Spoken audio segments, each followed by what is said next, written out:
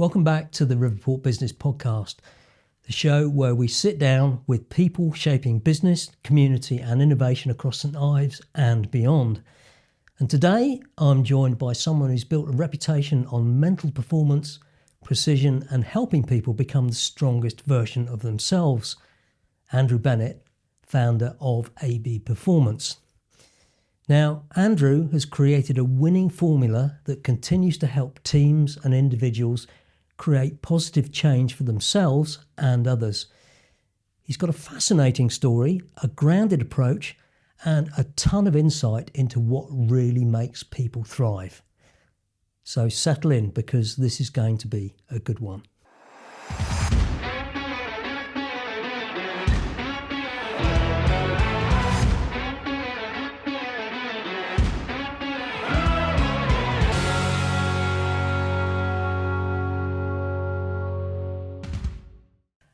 Andrew, thanks very much for coming in.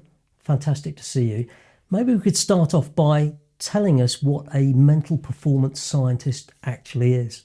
It does exactly what it says on the tin, if you break the three words down, I guess. So I use science to enhance performance by working really between the 6 inches between your ears. So from the neck up is the kind of bit of the performance science that I'm interested in. So it's similar to being a sports psychologist or a sports therapist. It's just working on that mindset and approach to things using science-based theories and techniques.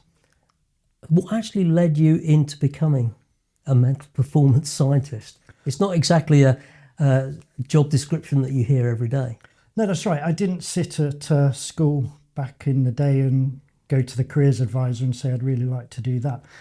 So it's a very long-winded way, but a bit of life history. So it came about through losing my brother to suicide back in 2012. He took his own life, and which was very hard and very difficult to kind of get my head around. And I became interested in why people make decisions like that. So the science I specialise in is decision and behaviour science. And I'm really just interested in why people make decisions, especially when it's going to be potentially life-ending. But getting into why people make decisions, how they make decisions, and the behaviours that come out of that, because that's kind of what we think in here. The action is the behaviour that comes out of it, and that's what I'm really fascinated in. We both have a shared interest and passion for motorsport, very high octane. How has that shaped your understanding of people's mental behaviour and their processing of information from what is a very high pressure environment? Yeah, it's a very sort of pressure cooker world, isn't it? Because people are making split-second decisions. They're making decisions without even thinking, which is fascinating how the brain can sort of respond and react that quick to those kinds of pressures, sort of external and internal pressures. It's a fascinating world. Absolutely love it. And it's really good fun. It's a great world to be a part of, and I've learnt so much from it. But looking at how people do things, why they do things, and what makes people the best in the world at what they do, because they're all human beings at the end of the day, same as you and I.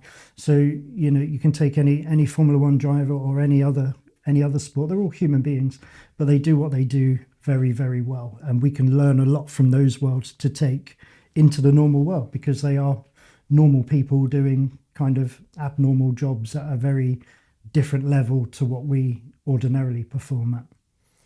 And was there a sort of a moment in time that you realised that this level of coaching could help in those pressured environments, between essentially winning and losing in the case of Formula One, but in terms of your mental process and mindset in business, for example? Yeah, it's a good question, because there's a lot of learning to be had from all of those worlds. It's really truly fascinating, and I don't know if there was a specific moment where I thought, actually, this is the world I want to be in. I ended up in that world by sort of saying, yes, I can. It was a bit of a Richard Branson moment. Somebody asked me, have you worked with racing drivers? And I'm going, yes. But to me, it's human being performance. So I'm interested in the bit above the shoulders, what they do sort of below the neck. The other specialists deal with. So I understand the brain and how people's brain works. So the sport is irrelevant. I learned the language of Formula One, motor racing, athletics, golf, rugby. So I work with so many different sports and environments, and you just have to learn that language. But the fundamentals of how a brain works are exactly the same because it's a human being. It's just the sport is different and the language we use that's different. But if you can translate that, they're all completely transferable skills. So what we do in one world, we can do in a different world because we are the same. People talk about wearing different hats, and they're like, today I'm a dad, today I'm a brother, today I'm a business owner, or I'm a racing driver. But they're the same Dave that turns up. So we just use a different language in those worlds. That's the only difference. But we're still the same Dave that performs whichever role you're in. So they're completely transferable skills. And what psychological principles do you see in those elite Formula One racing teams and Formula One drivers? We sometimes talk about a win at all costs, but that's not necessarily true. It's about understanding what the other teams aren't doing that we can do to make us better is the kind of the fundamental principle. So we look at one of my business logos or my taglines is learn the difference that makes the difference. So when I'm looking at modeling, whether that's, and I don't mean glove or bikinis, but whether that's when I'm looking at modeling somebody, I look at what they do, how they do it, why they do it, the tools, and like you say, the principles, the science behind what they do. Then I look at what I can do, what I can take from them to make me better, or I look at what they do that I can take to help make you better. Because again, they're human beings, so you can learn what they learn. You may not necessarily drive a car as fast as they do, but the fundamental learnings and principles are all there, and you can just take that and put it into your world to make you a better person. All top-level sport, and Formula One in particular, is about marginal gains when you reach that top level. Does that relate, or how does that fit into the work that you do with corporate speaking and corporate away days and training?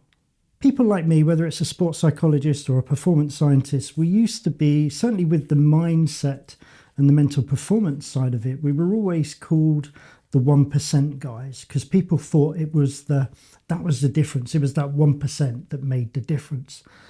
But what I did is when I worked at McLaren, they used to say that I wasn't the 1% guy, I was the multi-million pound guy, because the difference I would make wasn't, because your brain drives everything your body does. So that shouldn't be the 1% bit, that should be the 99% bit. The actual driving the car is the easy bit, if you can get your brain in the right place to be able to deal with the pressures and the forces and everything else, the environment that's going on around you. So for me, I'm the 99% guy, because you've got to get the brain right before anything else you do, whether that's business, corporate, leisure, sport, family. Getting the brain right is the fundamental bit to that. And that's the bit we've got to switch that mindset that I'm not here for the marginal gains. If you get it right from the beginning, the business bit is the easy bit, because that's what you do, that's what you know. Yeah, and as you said, it's about what's going on in here. So what are the core sort of principal scientific reasons or processes that go on that sort of underpin the sort of training that you offer? Yeah, so what I do is I spend a lot of time looking at how people talk to themselves, because we spend all of our time inside our own head.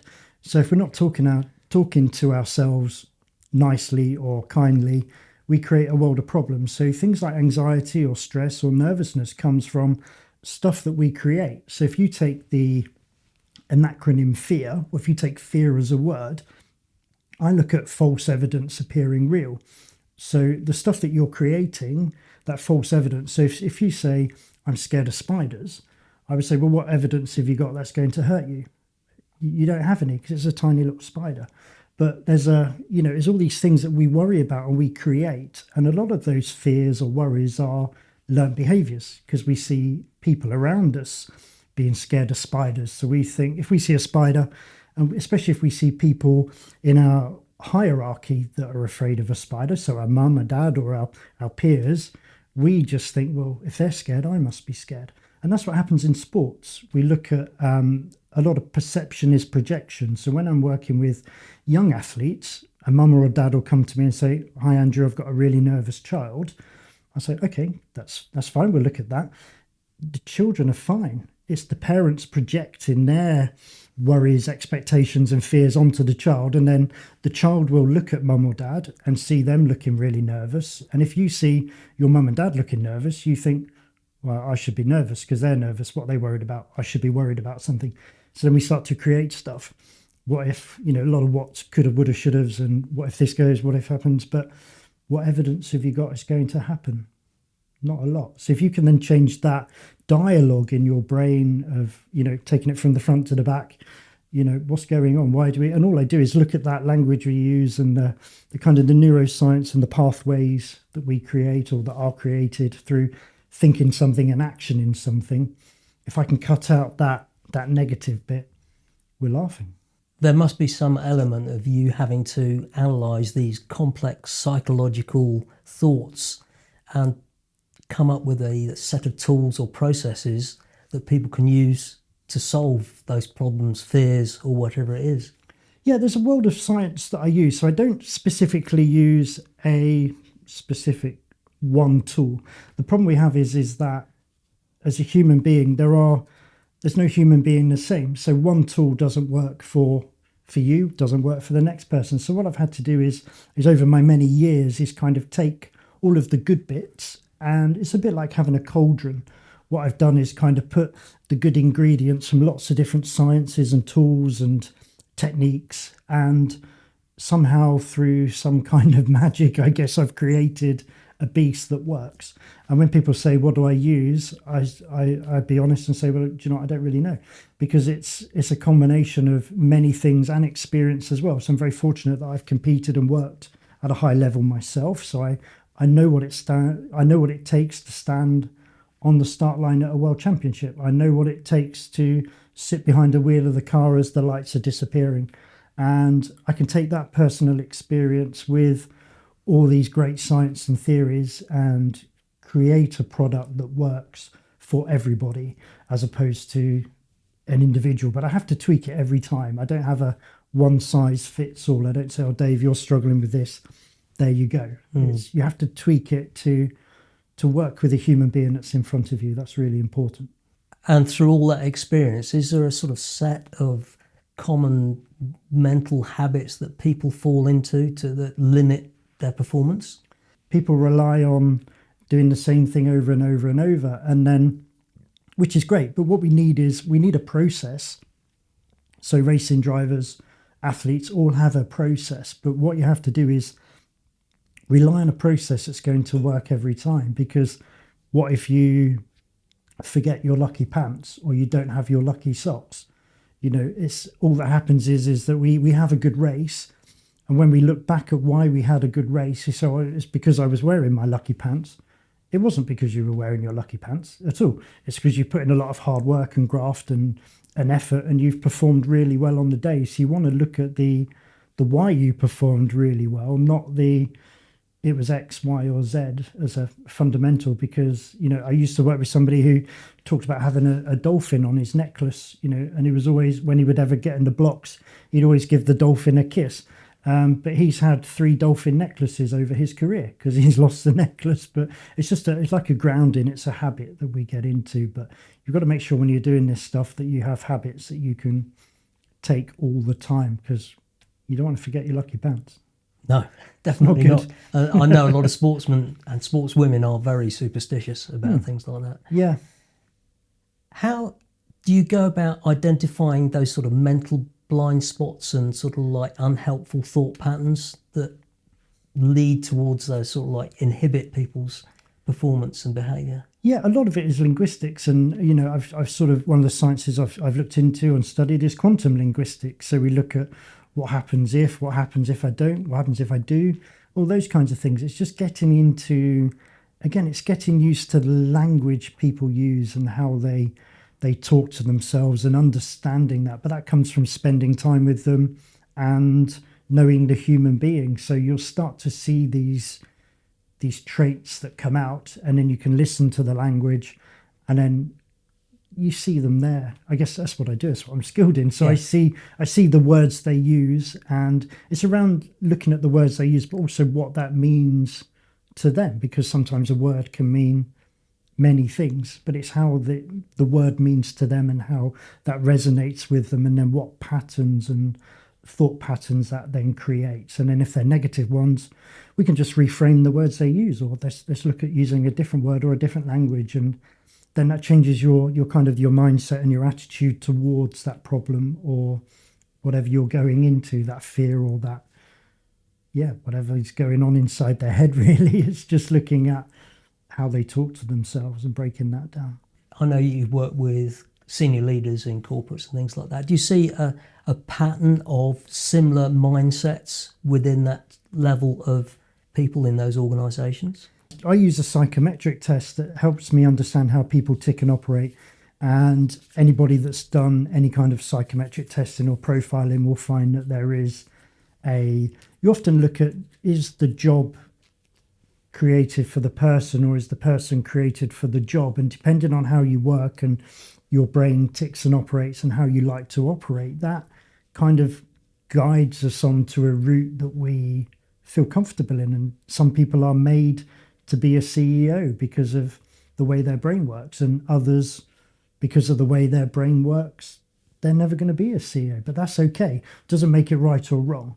So, you can work with some incredible people that are doing very, very simple jobs and tasks within an organization, but they are just as fundamentally important as the person running the ship. So it's, but there are similar. Everybody, if anybody's done disc profiling or anything like that, they're the red people. But it's making sure we use these tools in the right way, because a lot of profiling, we use it as a stick, or people tend to use it more as a stick to beat people with, and it kind of creates more blockers than it's good for, because people will see that somebody's a red and somebody's a yellow, and they will say, well, you don't understand me because you're not a red. And it's like, but that's rubbish. It's a human being that prefers to work or have information given to them in a certain way. If you know your human being, you can deliver the right message to them the way they want it.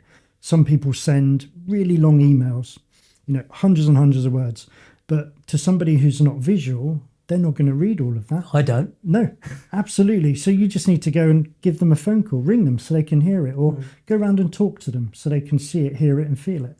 And that's the key thing. So, you always send me really long emails. Well, how do you want it? Understand the human being you're working with. And that's how I bring teams and people together, is just by working out how they tick and operate and making sure everybody gets the right information in the right way for them.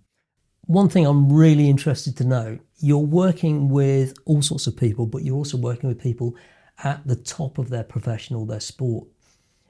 And they will have, I'm sure, a mindset is that they know what they've learned over a period of time. They have a lot of experience and maybe arrogantly think that they know that they are the best. Is that a barrier? Are people accepting of somebody like you coming in and talking to them about how they might improve? Not at all. So the people that are the best kind of want to be the best, and they want to learn. People like that are what we call sponges. So you can take your Max Verstappens, your Lewis Hamiltons, your Fernando Alonsos. There are people that want to absorb as much as they can. So they will be open.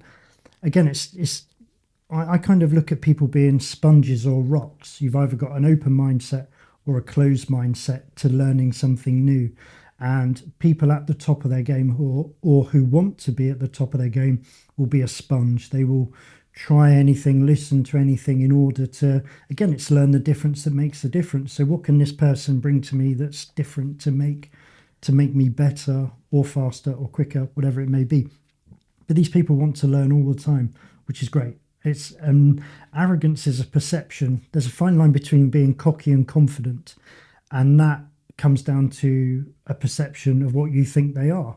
So, you take Lewis Hamilton, people think he is very arrogant and very cocky, but he's just a very confident individual that has proved many times with world championships that he is a good driver. But it's just our perception. Sometimes we we might be jealous of that person because they're doing it better than we can. So we just write them off as being cocky or a bit arrogant. But it's just a perception of how you see them. They will tell you they're incredibly confident people.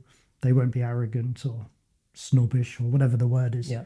They're just at the top of their game and we're not. So we always look up to them to try and knock them down. But sometimes they do look down on us because they are the best, but probably rightly so or wrongly so. There is no right or wrong. Exactly. Just our perception. And you deal with people at that level, but you also do one-to-one coaching.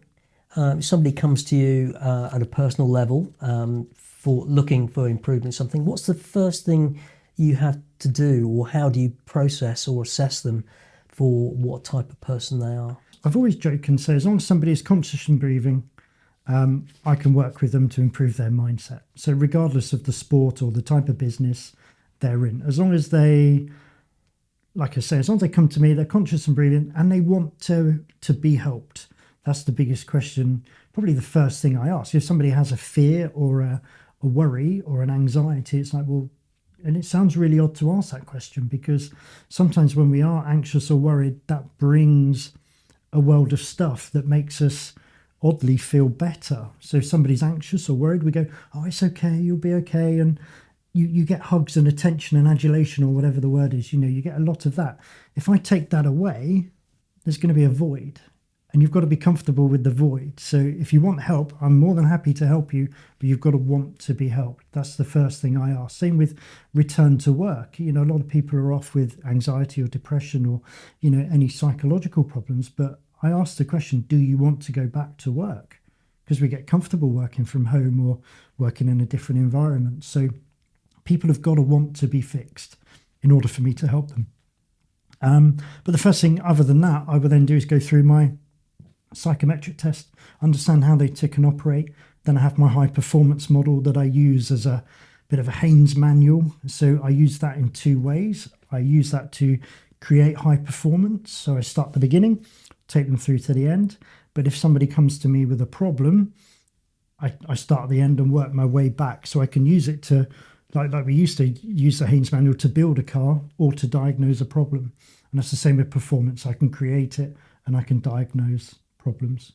So the psychometric test is almost like a triage that gives you some immediate answers as to what route you should be going down as part of coaching or improving somebody's performance. Yeah, it's just a really good way of getting into how the human being ticks and operates fast. And through normal therapies, we don't do that. I've been on the end of CBT, various other talking therapies, art therapy, that kind of thing. And not once has anybody tried to understand how I tick and operate and how I want to learn or how I need to learn in order to get better. And I think that's this good thing. With the experience I've had, I've worked out what's missing. And that comes back to, like we were saying earlier, about looking at what the best in the world are doing, but also looking at what the best in the world aren't doing. So if we were to model a business, I go to look at what my competition are doing. I can see what they do well because they tell me that on social media all the time. What I've got to understand is what they don't do well at, that's missing, that can make me better as a human being or as a business. So you will have competitors who are doing exactly the same thing, but what are they missing? That's the key. We all know what they're doing well because they tell us about it. It's the bit they don't tell us about that's what's missing that could make you even better. So if somebody comes to you or a group of people come to you and they follow your course and your advice, how do they sustain that? Are there a set of daily tasks they have to do or change their mindset? No, it makes sense, doesn't it? Because we'll have New Year coming up soon, so we'll have the January diet fad Exactly. and all of those kinds of things. But the first thing is that they've got to want to do it, commit to it, and sustain it themselves. So often the goal, what I find is that their goal isn't solid enough. It's not enough it doesn't get the fire in the belly going. People that run marathons, I'm going to go do an 18-week training plan. They get 3-4 weeks in, and as it starts to get harder, they go, actually, I don't want to run a marathon enough. in order to do the hard work that's needed. And that's the thing. If you want to be good, if you want to be the best, you've got to put in a lot of work and effort. And we're in a society now where we want everything instantly. We want, we could sit here now, order a pizza, and it'll be here in 10 minutes. But they don't want to put the effort in of going to go shopping to get the ingredients to make the pizza and then cook it. We want it now. What is your ambition for AB Performance over the next maybe year? Yeah. Do you have a vision? Yeah, I want to be helping more people. There's a lot of corporate work, or a lot of people in the business world, ticking boxes, especially around kind of mental health and well-being and things like that. We do a lot of ticky box exercises, which are great, but again, they're not fundamentally sustainable. So we'll do things and we'll buy the team pizza. That's great. That's not going to change your corporate culture. That's not going to change your well-being or your practices or anything like that. So I want to be the go-to guy where people want to create teams that are going to make good, positive performance changes. Because if you can get your people working well, your business is going to work well. If your business is working well, ultimately, so is your bottom line and your profit. So I want people to invest more in their people, in their human beings, understand their human beings more, rather than just, that's Dave the accountant, he's boring, we're not going to talk to, that. Just get rid of all of this stigma, all of these things that are holding us back as human beings. I want the world to have a great sort of psychological safety state where I can go, I'm really sorry, I've messed up.